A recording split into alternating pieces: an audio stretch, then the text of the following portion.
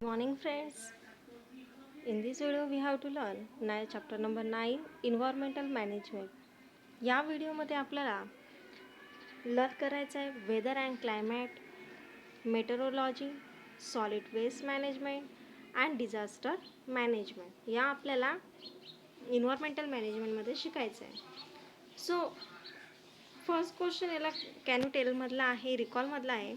How does atmosphere affected our daily life. Daily लाईफमध्ये atmosphere कसं affect करतं, कसं त्याचा इफेक्ट होत असतो. तर बघा, डेली लाईफमध्ये जे ॲटमॉस्फिअर आहे ते नेहमी सेम असतं का? नाही, ते डे टू डे चेंज होत असतं. सेकंड क्वेश्चन आहे, forecast about which weather related factors are given during the news bulletins on Doordarshan and Akashvani.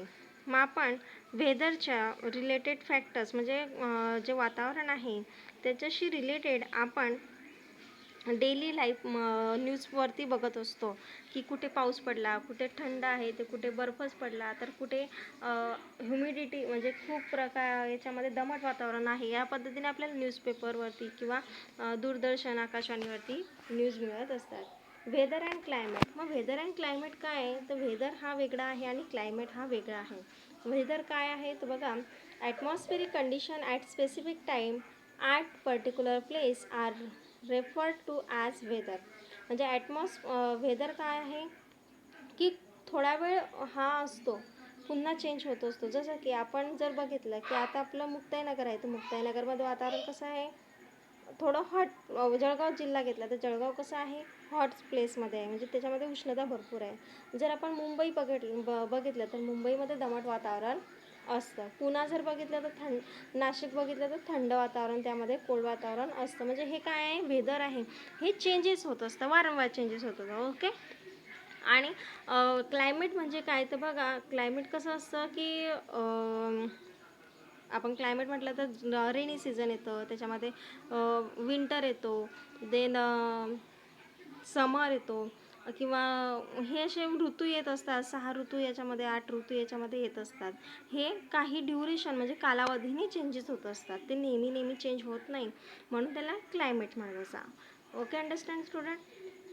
बघा, आपल्याला ही डायग्राम दिलेली आहे, या डायग्रामवरून बघायचं आहे की वेदर रिलेटेड क्लायमॅटिक फॅक्टर्स, वेदरच्या रिलेटेड काय क्लायमॅटिक फॅक्टर्स आहेत ते आपल्याला बघायचे आहे. Atmospheric pressure, sunlight, clouds, humidity, rainfall, visibility, temperature. Atmospheric pressure, मग ॲटमॉस्फेरिक प्रेशर दाब, हा वातावरणाचा दाब हा नेहमीसारखा असतो का? नाही, तो वारंवार चेंजेस होत असतो. सकाळच्या वेळेस बघितलं आपण तर आपल्याला थंडावा लागतो. दुपारच्या वेळेस जर आपण ऑब्झर्व केलं तर आपल्याला खूप सारे गरमी त्या ठिकाणी होत असते, आणि संध्याकाळी पुन्हा काय वाटायला लागतं, थंडावा येत असतो. म्हणजे हा चेंज होत असतो ॲटमॉस्फेरिक प्रेशर.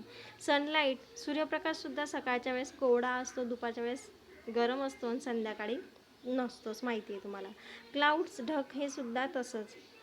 ह्युमिडिटीसुद्धा, मॉइश्चरसुद्धा वातावरणामध्ये सेम असतं का? नाही, ते चेंजेस झालेलं असतं. रेनफॉल म्हणजे जास्त प्रमाणामध्ये पाऊस पडणे. ओके, त्याला रेनफॉल किंवा ढगफुटी म्हणतात. व ढगफुटी सर्दी सारखी असते का? नाही. विजिबिलिटी, टेम्परेचर, हे सुद्धा या पद्धतीनेच आहे. देन आहे changes in weather.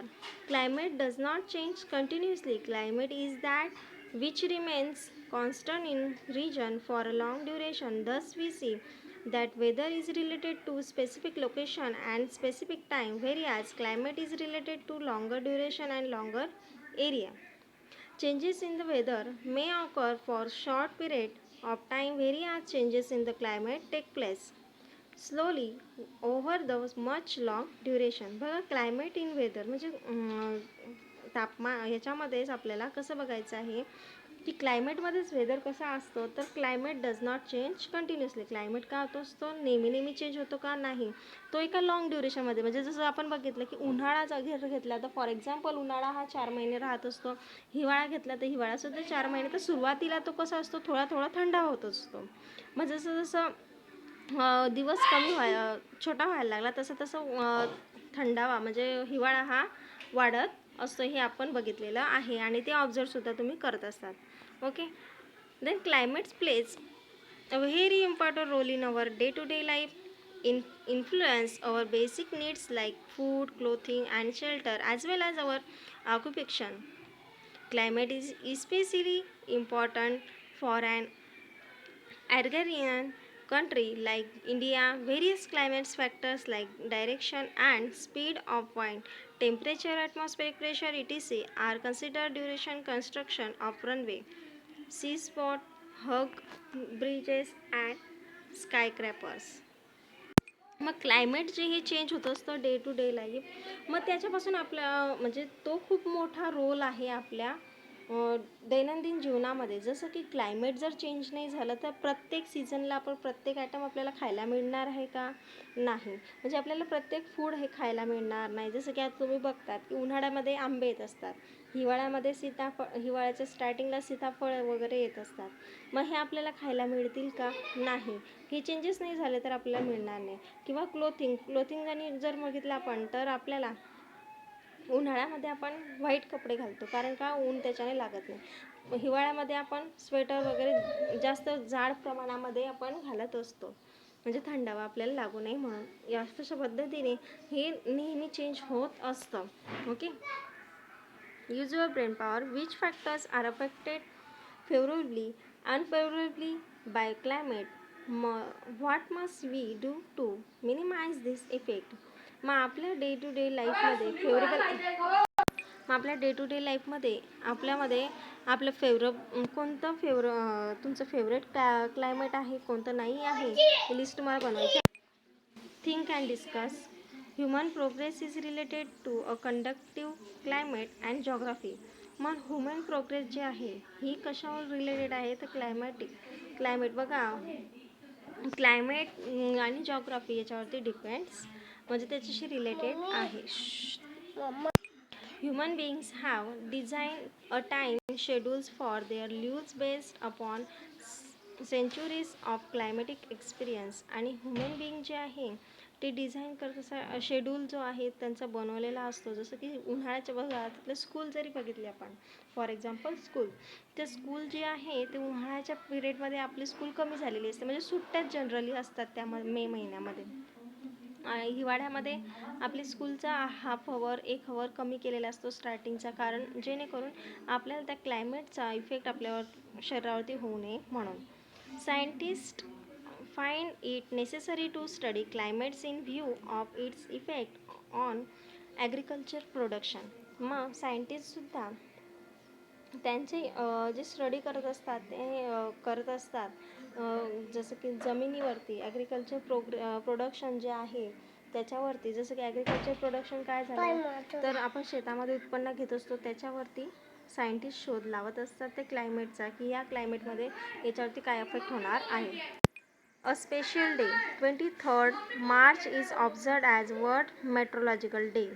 Collect information about meteorology and prepare chart to create awareness about it. बघा तुम्हाला 23 मार्च जो आहे तो मेट्रोलॉजिकल डे म्हणून, वर्ल्ड मेट्रोलॉजिकल डे म्हणून सेलिब्रेट केला जातो.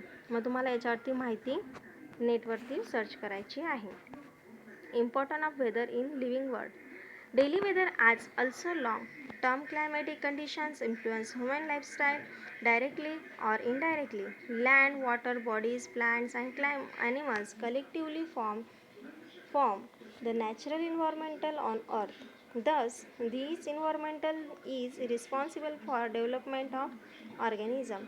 मग डेली लाईफमध्ये ह्युमनच्या म्हणजे ह्युमन्स लाईफस्टाईलवरती सुद्धा डायरेक्ट किंवा इनडायरेक्ट या क्लायमेटचा अफेक्ट हा होत असतो. जसं की जर आपल्याला ऊन सपोज दॅट आपण कंटिन्यू हिवाळा आपल्याकडे थंडावाच असला की आपल्याला ऊनच नाही लागलं थोडंफारही, तर आपल्याला आपली एनर्जी लॉस होणार आहे का? मग आपल्याला भूक लागणार आहे का? नाही. किंवा जर ॲनिमल्स जरी घेतले, ॲनिमल्स बॉडी जर त्यांनासुद्धा ऊनसुद्धा गरजेचं आहे आणि थंडावासुद्धा गरजेचाच आहे. The climate of particular regions helps to determine the diet, clothing, housing, occupation, and lifestyle of people of that region. For example, characteristic lifestyle of Kashmiri and Rajasthani people. बघा, climate particular determine बघा diet. मग या क्लायमेटनुसार डाएटसुद्धा म्हणजे आपलं जेवणसुद्धा प्रत्येकाचं वेगवेगळं, lifestyle वेगवेगळी असते. त्याचे राहण्याची कपड्याची घालण्याची पद्धत वेगवेगळी असते, त्यांचे घरंसुद्धा वेगवेगळे असतात. मग अशा पद्धतीचे आपल्याला कुठे आढळत असतं हे सगळे चेंजेस, तर काश्मीरमध्ये आणि राजस्थानमध्ये आपल्याला या पद्धतीचे चेंजेस ऑब्झर्व होत असतात. Salinity of marine water, formation of ocean current, water cycle, etc. are all related to various weather and climate factor. Marine वॉटरसुद्धा याच्यासाठी डिपेंड असते. नंतर ऑकेनियन्स current, formation, water cycle etc. Are related to various weathers and climate factor. एवढे सर्व क्लायमेटवरती आणि त्याच्या वेदरवरती डिपेंड असतात. Various climatic factors bring about the weathering of rocks in earth crust. मग भरपूर काही फॅक्टर्स आहे क्लायमॅटिक की ते वेदरवरती डिपेंड असतात, म्हणजे वातावरणावरती डिपेंड असतात. Climate plays a very important role in formation of enrichment of soil. मग क्लायमेट जो आहे तो खूप मोठा रोल प्ले करत असतो फॉर्मेशनसाठी, सॉईलच्या फॉर्मेशनसाठी. जसं की आपण सॉईल थंडावा असला तर थंडाव्याच्या दिवसामध्ये आपण शेतामध्ये वेगळंच उत्पन्न घेत असतो, उन्हाळ्यात वेगळंच उत्पन्न घेत असतो. हे तुम्हाला माहितीच असेल. जनरली सगळे 90% गावाकडचं असल्यामुळे तुम्हाला सगळ्यांना ह्या गोष्टी कळतच असतात. 6 microbes in soil play an important role in formation of organic materials. These process depends upon various climatic factors. मग मायक्रोब जे आहे ते खूप मोठ्या प्रमाणामध्ये ऑर्गॅनिक मटेरियल्समध्ये म्हणजे मातीमध्ये खूप मोठा त्यांचा रोल असतो की ते मातीला सुपीक बनवत असतात, भुसभुशीत बनवायचं काम करत असतात. Thus it is very clear that the study of meteorology is important from the viewpoint of human life. मग हे काय आहे सगळे मेट्रोलॉजिकल इम्पॉर्टन्स आहे ह्युमन लाईफमध्ये. While scattering the climate of particular region, a review of earlier studies of while scattering the climate of particular region, a review of earlier studies of various aspects of climates is very important. Most countries in world have established meteorology department for making and recording such observation. These departments have observatories which are equipped with modern instrument and technology. मग climate खूप महत्त्वाचा याच्यामध्ये आहे. Particular role जो क्लायमेटचा meteorological डिपार्टमेंटमध्ये महत्त्वाचा असतो, जसं की शोध लावत असतात त्याच्यामध्ये. If present climate conditions are analyse with reference to the climate condition, we can predict climate changes of future. However, as climate is net result of complex mixture of various atmospheric factors, forecasting is very complicated and difficult. Forecasting is easy for places where climatic changes are slow and of limited nature. However, where climatic changes are complex, interdependent and rapid, making forecast is very difficult. बघा, climatic चेंजेसमध्ये खूप मोठा role climate म्हणजे हे जे climatic condition जे आहे हे त्याच्या पास्टमध्ये म्हणजे भूतकाळामध्ये होऊन गेलेले आहेत. मग पण आपण जर बघितलं तर क्लायमेटिक हा फ्युचरमध्ये सुद्धा महत्त्वाचा आहेतच की याचे चेंजेस काय होतील हे आता आपण कळू शकतो आपल्याला. की बघा, आपण एरवी जर बघितलं तर कधीही पाऊस पडत असतो. पाऊस म्हणजे पावसाळ्याचे जे दिवस राहतात ते जून ते सप्टेंबर पर्यंतचे सपोज दॅट, तर त्या दिवसामध्ये पाऊस नाही पडत, पण म्हणजे त्याच्या आधीच पडतो, तर त्याच्यानंतरच पडायला लागतो. अशा पद्धतीने पावसाळासुद्धा केव्हाही होत असं. हे चेंजेस कसले आहेत, आपल्या फ्युचरमधले हे चेंजेस आपल्याला दिसत आहे. मग याच्यापासून काय होत असतं तर ॲटमॉस्फेरिक फॅक्टर जे आहे हे कॉम्प्लेक्स मिक्सचर तयार होत आहे, एक प्रकारे कॉम्प्लेक्स याच्यामध्ये होत आहे. म्हणजे उन्हाळ्यामध्ये सुद्धा पाऊस पडायला लागलेला आहे, तर हिवाळ्यामध्ये सुद्धा पाऊस पडतो. अशा पद्धतीने आपल्याला चेंजेस होताना दिसत आहे. Do you understand student this chapter, this point? Don't forget.